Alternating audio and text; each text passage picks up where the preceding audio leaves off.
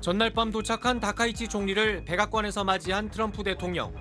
카메라 앞에서 다카이치 총리를 노골적으로 압박하진 않았지만 이란 문제와 관련해선 일본이 더 기여하라고 강하게 요구했습니다. I think it's appropriate that people step up. In the case of Japan, I hear they get more than 90% of their oil through the strait. So that's a big reason to step up. 일본에 4만 5천 명의 주일 미군이 주둔한다고 재차 언급하며 일본이 상응한 역할을 해야 한다는 압박을 이어갔습니다.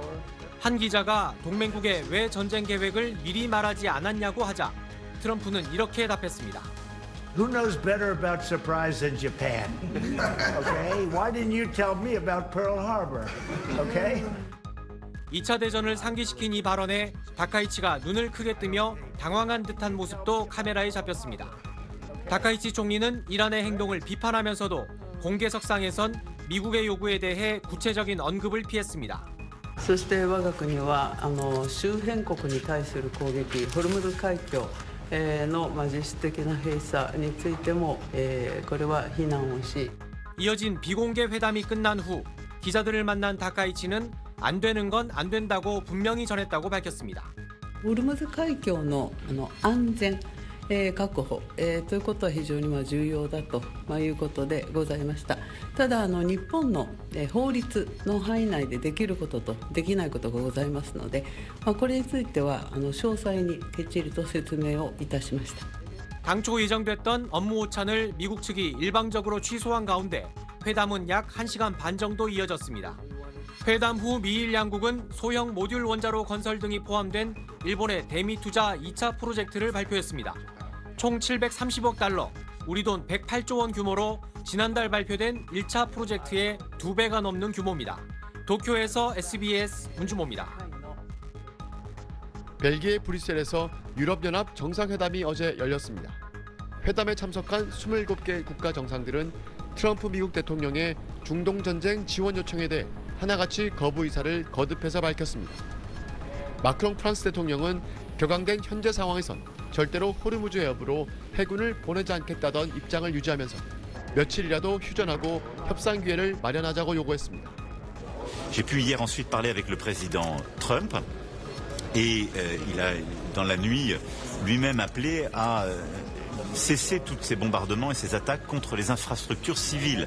메르츠 독일 총리 역시 중동에서 전투가 지속되는 한 독일은 절대로 개입하지 않을 것이라고 못 박았습니다.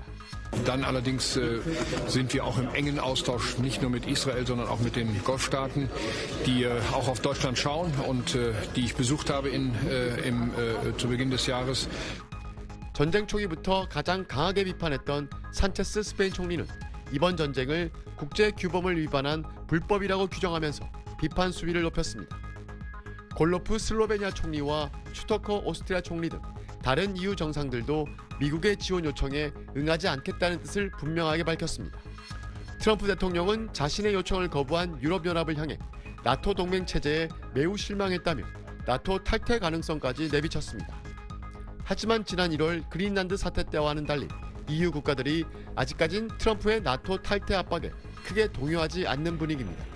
파리에서 SBS 권영인입니다. 지난 12일 이라크에서 미군 공중급유기 추락으로 숨진 장병 6명의 운구 행사에 다녀온 트럼프 미 대통령은 기자들의 질문에 평소와 달리 침묵했습니다. 대신 자신의 SNS에 이란이라는 테러 국가의 남은 부분을 우리가 끝장내고 호르무즈 해협 안보를 해협 이용 국가들이 책임지게 하면 어떤 일이 벌어질지 궁금하다며 그렇게 하면 반응 없던 동맹국들도 빠르게 움직일 것이라고 주장했습니다. 호르무즈 해협 군함 파견 요구를 유럽 동맹국들이 잇따라 반대하고 나서자 앞으로 미국은 빠질 테니 유럽과 아시아 등 걸프 지역 원유 의존도가 높은 나라들이 호르무즈 통행 안전을 알아서 하라며 압박을 강화한 겁니다. 미군의 군사력에 동맹들이 무임승차하고 있다는 부정적 인식이 반영된 주장으로 보입니다. 트럼프 대통령은 동맹국들이 정신을 차리고 해협 개방을 돕는 데 나서야 한다는 뉴욕포스트의 사설도 SNS에 공유하며 동맹국들을 거듭 압박했습니다. 반면 이란은 호르무즈 해협 통행 문제가 전쟁전으로 돌아갈 수 없다며 새로운 규칙을 거론하고 나섰습니다. After the war, the first step should be drafting a new protocol for the Strait of Hormuz. Naturally, this should be done between the countries that lie on both sides of the strait. 주변국들이 이란의 안전을 보장해야 호르무즈 해협에 대한 항행 안전을 보장하겠다는 것으로 해협 봉쇄를 무기삼아 미국을 끝까지 압박하겠다는 뜻을 분명히 했습니다. SBS 서동균입니다.